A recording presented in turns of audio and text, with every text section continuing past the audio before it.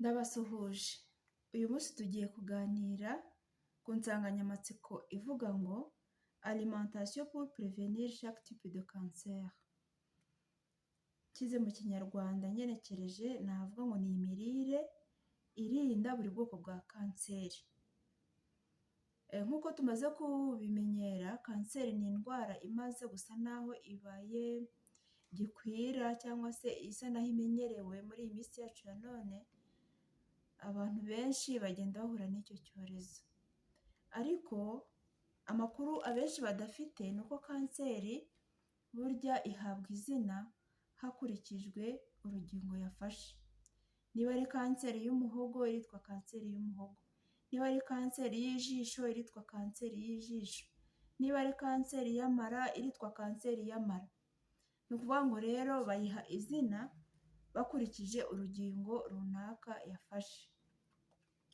Rero ibyo tugiye kuganiraho uyu munsi, turareba ku biribwa bishobora kudufasha guhangana na kanseri tukayirinda, ibyo tugomba kongera mu mirire yacu kugira ngo bidufashe guhangana n'ubwoko bwa kanseri runaka, hanyuma n'ibyo tugomba kugabanya cyangwa se tukabireka burundu kugira ngo twirinde kurwara kanseri y'urugingo runaka. Mbahaye ikaze rero, njyewe bahaye ikaze ni Mugisha Marie Louise nk'uko tumaze kubimenyera, kandi ndabashimira mwebwe mwese mukomeje kubana natwe, mukomeje gutanga commentaire, mukomeje kudushyigikira. Ni ukuri ni iby'agaciro gakomeye kuri twebwe. Ntabwo tuzahwema kugaragaza icyo ari cyo cyose cyafasha umuntu kugira amagara mazima kuko twese turayakeneye. Rero mukomeze musangize abandi ibiganiro byacu, kandi namwe mukomeze mukurikire, mukomeze muduhe n'ibitekerezo ndetse n'inyunganizi, aho mubona twakosora, icyo mubona twakongeramo, kugira ngo ibiganiro byacu birusheho kuryohera benshi kandi birusheho no gufasha umubare munini w'abantu kuko ni ingirakamaro. Ikigo cyacu uyu munsi rero twagikuye mu gitabo cyitwa Santé par les aliments. Iki gitabo ni cyiza cyane, cyanditswe na Dr Roger. Ni igitabo rero kirimo ibiribwa by'amoko atandukanye, hanyuma bakavuga umumaro wa buri kiribwa, kandi barangiza bakatwereka n'uburyo dutegura ibyo biribwa. Ni igitabo cyiza cyane rero mbashishikarije namwe kuzagisoma kuko ni igitabo kikiri ku isoko kiraboneka. Tugiye kureba rero kuri paji ya 364 na paji ya 365. Ubwoko bwa mbere bwa kanseri hano batubwiye umuntu ashobora kwirinda akoresheje ibiribwa ni prévention du cancer du larynx. Larynx ni kanseri yibasira inzira y'ubuhumekero, ariko cyane cyane yibanze hano mu muhogo. Ni ukuvuga ngo rero iyo yahafashe harabyimba, birumvikana, urumva guhumeka, kuvuga biba ari ibibazo. Rero ibiribwa hano batubwiye umuntu ashobora kwibandaho harimo imboga, bavuze fruits, légumes, huile végétale, vitamine, cyane cyane vitamine A na C na E. Ni ukuvuga ngo bavuze imboga, bavuga imbuto, bavuga amavuta akomoka ku bimera, bavuga na vitamine z'ubwoko bwa A, C na E. Ibyo umuntu agomba kugabanya kugira ngo agabanye ibyago byinshi byo kuba yarwara iyi kanseri cyangwa se akabireka burundu, ni boisson alcoolisée, viande salée, matin en infusion. Ni ukuvuga ngo agomba kugabanya cyangwa se akareka inzoga ku buryo bufatika, ukareka inyama zumishijwe hakoresheje umunyu, akagabanya matin en infusion. Ni ukuvuga ngo ni ubwoko bw'icyayi buboneka muri Amerika Latine no muri Philippine. Iki cyayi ngo gitera rwose ibyago byinshi byo kuba umuntu yarwara kanseri yo mu muhogo. Kanseri ya kabiri ni kanseri ya nasopharynx. Iyi ni kanseri ikunda kwibasira imyanya y'ubuhumekero, ariko duhereye hano inyuma h'amazuru ahurira n'uyu muyoboro w'umwuka ujyana umwuka mu bihaha, ariko hano hafi ku gice cyo hejuru cyane hafi y'aho amazuru, donc ni hafi y'aho aya mazuru rwose ahurira n'uriya mwenge usa naho umanura umwuka. Rero iyi kanseri umuntu ashobora kuyirinda cyangwa se akayirwanya rwose akoresha imboga cyane, agakoresha na karotene. Karotene ni ugukoresha karoti cyane, cyangwa se ibintu byose bibonekamo vitamine A ku rwego rwo hejuru. Twavugamo nka karoti, twavugamo inyanya, twavugamo epinari, twavugamo beterave. Ni byinshi umuntu yarya kandi akaba ari kwifasha mu buryo runaka akarwanya iyi kanseri. Ibyo ashobora rero kugabanya harimo poisson salé notamment pendant l'enfance, harimo amafi yumishijwe hakoresheje umunyu, cyane cyane ukayirinda mu bwana cyangwa se mukayarinda abana. Rero hari abantu benshi bakunda gukoresha indagara, nibyo ni nziza, hari ibyo bizongera mu mubiri, ariko nanone hari ibyo zangiza nk'uko tumaze kubibwirwa n'iki gitabo, kubera ko zumishijwe hakoreshejwe uburyo bw'umunyu. Thé et infusion pris très chaud, ni ukuvuga ngo icyayi n'ibindi binyobwa ushobora gufata bishyushye cyane, ibyo nabyo byangiza cyangwa se bitera ibyago byinshi byo kuba umuntu yakwandura cyangwa se akarwara iriya kanseri. Kanseri ntiyandura, ahubwo biterwa n'imirire, imyitwarire twagize mu mirire yacu, akenshi niyo ishobora gutuma umuntu arwara kanseri y'ubwoko runaka. Produit fumé, ni ukuvuga ngo hari ibyo kurya bishobora kuba birimo akokotsa ukuntu cyangwa se ka gaze, ukakanywa ukumva gakubise mu nkanka rwose, ukumva gasa n'akagutwitse. Ibyo ngibyo nabyo ni bibi rwose, kuko bishobora gutera buriya bwoko bwa kanseri. Salaison ni ibintu byose bibitswe cyangwa se bitunganyijwe hakoreshejwe umunyu. Akenshi dukunda kubona nko mu alimentation, iyo ugiyeyo hari ukuntu usanga harimo ibyo kurya biri mu macupa arimo amazi, ariko kugira ngo bitazangirika ugasanga bakoreshejemo umunyu mwinshi cyane uri ku rwego rwo hejuru. Ibyo rero nabyo biri mu bishobora gutera ubu bwoko bw'iyi kanseri. Harimo kanseri de cerveau. Kanseri de cerveau bavuga ko kugira ngo uyirinde, ibyo ugomba kongera cyane cyane mu mirire yawe ni ibiryo bikungahaye kuri vitamine zose, ariko by'umwihariko vitamine E na C. Twavuga nk'indimu, twavuga nk'amacunga, twavuga nka manderena n'ibindi byo muri ayo moko bishobora kuba bikungahaye kuri vitamine C na E. Ibyo ngibyo ni byiza cyane kubirya ku rugero rwo hejuru, kuko birinda kanseri y'ubwonko. Ibyo umuntu agomba kugabanya harimo za sosiso, cyane cyane ku bagore batwite bagomba kwirinda cyane cyane amasosiso, kandi abenshi barayakunda kubera ko agasenda kabamo, ariko ntabwo ari meza mu by'ukuri, kuko ngo ashobora gutuma yongera ibyago byinshi byo kurwara kanseri ku mwana atwite. Urumva rero ko ari ikintu cy'ingenzi cyane umuntu akwiye kumenya ko agomba guhagarika mu mirire ye.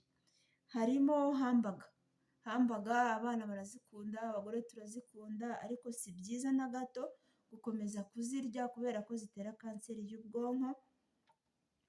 harimo inyama z'ingurube, uburyo bwose zaba zitunganyijwemo, za jambo, za sosiso z'ingurube n'ibindi byose bishobora kuba bituruka ku ngurube, ntabwo ari byiza rwose na gato kubikoresha kubera yuko byongera ibyago byinshi byo kurwara kanseri y'ubwonko.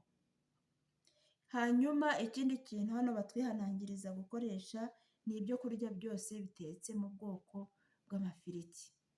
Ni ibiryo rero bitari byiza namba, nubwo tubirya tubiteka kenshi, iyo twagize iminsi mikuru, iyo twagize abashyitsi, iyo twashatse kwitwa ko twariye neza, uravuga uti uyu munsi ni agafiriti, ni agaceri kageretseho agafiriti, ni agatoki kanyuze mu mavuta, ariko mu by'ukuri tuba turi kwikururira ibyago byinshi byo kurwara kanseri yo ku bwonko.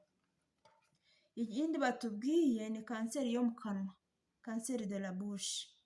Ibyo kurya wakoresha kugira ngo wongere amahirwe menshi yo kutarwara iyi kanseri, harimo imboga cyane cyane imboga ziriwe ari mbisi, kandi zikungahaye cyane cyane kuri karotene nk'uko twakomeje tubivuga, zikungahaye kuri vitamine A. Izo mboga rero z'ayo moko zose zifasha mu kwirinda kanseri yo mu kanwa. Ibyo umuntu agomba kugabanya rwose cyangwa akanabireka kugira ngo abashe guhangana n'imibereho mizima, abashe guhangana na kanseri ishobora kwataka cyangwa se igafata mu kanwa, agomba kwirinda inzoga zisembuye cyane cyane amavin, ubwo ni imivinyo n'amarikeri. Ni ziriya nzoga zikarishye rwose zitera kanseri yo mu kanwa kuko ziratwika, zirababura, urumva rero ikintu kibabuye mu kanwa kenshi kirahangiza, bityo bikaba byoroshye ko hafatwa n'indwara ya kanseri. Hanyuma ikindi batubwira hano ni inyama, ariko cyane cyane inyama zokeje hakoreshejwe barbeki. Ni igikoresho cyotsa, bakoresha botsa inyama, barambikaho kariya kuma, barangiza bakaza kurambikaho inyama bakotsa. Buriya buryo rero bwo kotsa ntabwo ari bwiza na gatoya kuko bushobora gutera kanseri ku rwego rwo hejuru mu kanwa, ifata mu kanwa. Tugomba kwirinda urusenda, nanone tukirinda cya cyayi cyo gikomoka mu cyatsi cyitwa mate, kubera ko gifite ingaruka nyinshi ku bantu bagikoresha, bashobora kurwara kanseri yo mu kanwa. Hari nanone kanseri ishobora gufata ezofaje. Ezofaje ni inzira y'umwanya w'ibyo kurya, urwungano ngogozi, uko guturuka mu bya hano ukamanura usubira hepfo bijyana mu gifu. Ni kanseri rero umuntu ashobora kwirinda akoresheje imbuto, agakoresha imboga, agakoresha beta karotene, agakoresha na fibre. Ibyo byose ibyo kurya wumvise byaba bikungahaye kuri ibi ngibi mvuze aha ngaha, ushobora kubikoresha bikagufasha kwirinda kurwara iyi ndwara ya kanseri ifata iriya myanya twavuze, ezofaje, guhera hano, inzira y'ibyo kurya guhera hano kugeza mu gifu. Ibyo umuntu rero agomba kwirinda, n'ubundi haracyagarukamo inzoga zisembuye n'ibinyobwa bishyushye, inyama zitukura, nanone kandi inyama zitukura zokeje muri bwa buryo twavuze bwa mbere. Nanone tukirinda gukoresha ibiryo cyane cyane byinitswe muri vinegere. Vinegere ziriya zitunganyirizwa mu nganda ntabwo ari nziza rwose kuko zifitemo ibinyabutabire bigenda bitwika iriya nzira y'ibyo kurya ndetse no mu gifu. Indi kanseri tugiye kureba umuntu ashobora kwirinda ni kanseri y'ibihaha. Aha ngaha batubwira ko kwirinda kanseri y'ibihaha, ibiribwa ushobora kwibandaho ni imboga n'imbuto. Ariko nubwo turi kuvuga ibiribwa umuntu ashobora kwibandaho kugira ngo yirinde izo kanseri, ntibishatse kuvuga ko hari indi myitwarire atagomba kugira. Niba nk'umuntu unywa itabi ku rwego rwo hejuru, uwo muntu byanze bikunze itabi riragenda rikangiza ibihaha bye, bitinde cyangwa bitebuke uwo muntu asaza arwaye kanseri. Rero nubwo turi kuvuga ibiribwa, hari ibindi bigendana nabyo bifasha umuntu gukomeza kugira amagara mazima kugira ngo n'ingingo zacu zirusheho kuba nzima. Ibyo rero umuntu agomba kugabanya cyane rwose kugira ngo cyangwa se akanareka kugira ngo ibihaha bye bikomeze kuba bizima, harimo inyama zumishijwe nanone hakoresheje bwa buryo bw'umunyu, harimo inzoga, harimo amata yuzuye n'ibikomoka ku mata byose, hakabaho amagi, hakabaho n'ibikozwe mu mafarine cyangwa se ifu y'ingano y'umweru.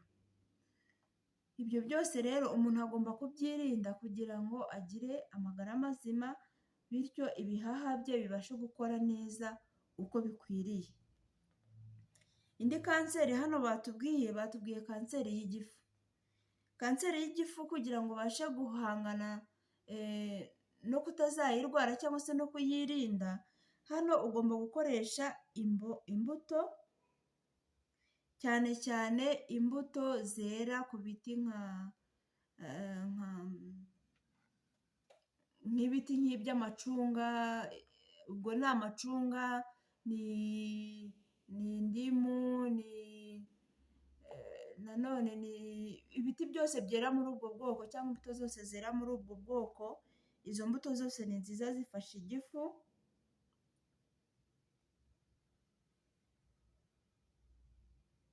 Nanone hari imbuto zose zikungahaye kuri nitrate cyangwa se imboga zikungahaye kuri nitrate, ngira ngo mu kiganiro cyabanje twabizivuzeho, harimo za beterave, harimo za epinari n'izindi nyinshi zikungahaye kuri nitrate, zirafasha cyane mu kuzamura ubwirinzi mu gifu.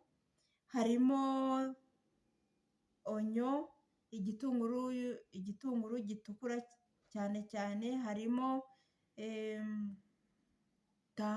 tungurusumu, harimo umugati wuzuye, umugati udakozwe mu ifarine y'umweru, harimo amavuta akozwe mu bimera, harimo umutsima.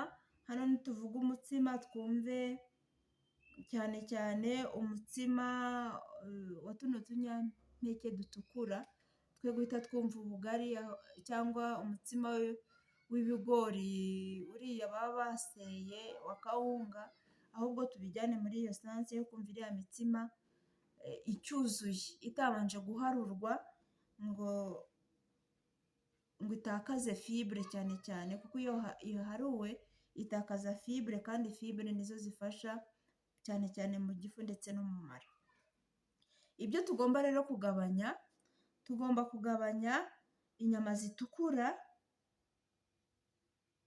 cyane cyane zitetse cyane, inyama zumishije, inzoga, ibintu byose bibitswe hakoreshejwe umunyu mwinshi, amagi, ibikomoka ku ifarine y'umweru, ubwo ni ukuvuga imigati, amandazi, capati n'ibindi.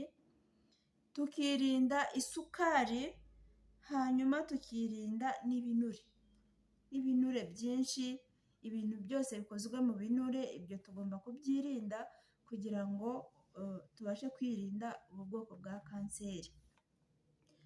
Kanseri ya nyuma tugiye gusorezaho iki gice, kuko ni byinshi, tuzafata umwanya tuvuge igice cya kabiri. Iya nyuma ni kanseri y'umwijima. Ibiribwa bishobora kugufasha kukurinda kanseri y'umwijima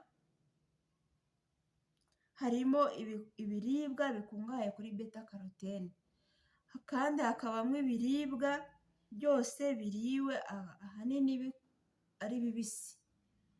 Amasalade y'amoko atandukanye y'imboga zitandukanye afasha mu kurinda kanseri y'umwijima. Ibyo rero tugomba kwirinda kugira ngo tubashe guhangana n'iyi kanseri ye kudufata ku buryo bworoshye, harimo inyama z'ingurube, harimo vin cyangwa se imivinyo, harimo inzoga zisembuye,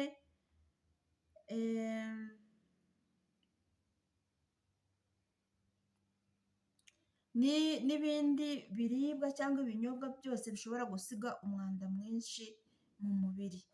Ibyo byose rero ni inama uyu muhanga Dr. George yatwandikiye kugira ngo tubashe kubyitaho, tubikoreshe, tubungabunga amagara yacu. Mu by'ukuri ntabwo bihenda nk'uko twahendwa n'ubuzima twamaze kurwara. Iyo umuntu yarwaye ibyo wakora byose, amagara agiye kugucika, ushakisha icyo wakora cyose kugira ngo ubashe kubungabunga amagara yawe, ujye kwivuza kandi ukajya kwivuza ukoresheje ibya mirenge, inzu ukayitanga, niba ari imodoka wari ufite ukayitanga, niba nta bundi buryo wari ufite ukaguzaguza ukajya mu myenda kubera ko warwaye, kubera ko ushaka ubuzima. Ariko uba ugiye kubushaka usa naho wakererewe, kuko atari indwara yizanye y'icyorezo runaka ngo ize ibazire mwese.